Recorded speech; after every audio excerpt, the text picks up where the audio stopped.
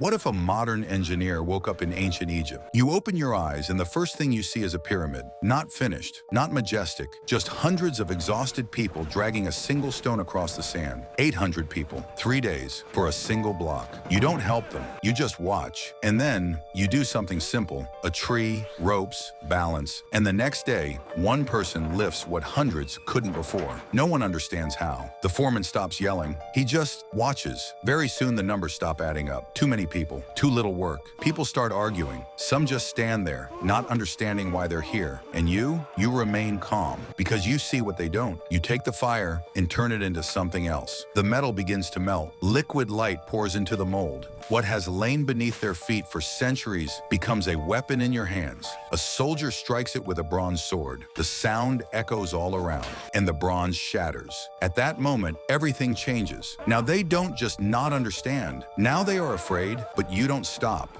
You approach the builders and show them something even simpler. An arch, no ropes, no supports, just stones, holding each other up. For the first time, the structure stands on its own. The chief builder freezes. He doesn't speak. He doesn't move. He just stares, as if this couldn't possibly exist. Days pass. No chaos, no shouting, no unnecessary movements, only silence. And the result. And one day you are summoned. The pharaoh sits above everyone else. He watches, he assesses, and asks one question: what else can you do? You look at the pyramid. They had been planning to build it for 20 years. You give a different answer. Give me 6 months. Silence. 1 second. That feels like an eternity. And then he nods and offers you a place beside him. Not as a laborer, not as a builder, but as the one who changes the future.